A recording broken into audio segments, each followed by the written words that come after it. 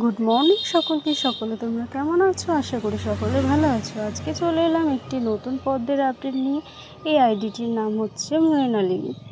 সাদার উপরে হালকা গোলাপি আভা আছে। খুব সুন্দর দেখতে, মিষ্টি একটি পদ্ম, তার হালকা সুগন্ধও আছে মিষ্টি।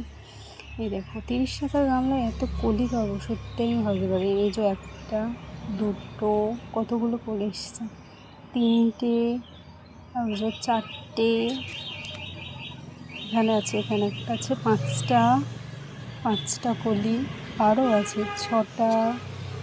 তোমরা খালি দেখো কত কলি এসছে। ওই যে ওখানে একটা আছে, 7টা কলি এসেছে, আর একটা ফুল ফুটে আছে। আর তার মধ্যে একটা ফুল ফুটে ছিল, আমি ওই 2 দিন আগে আমি তুলে ঠাকুরের পুজো দেওয়ার জন্য তুলেছিলাম।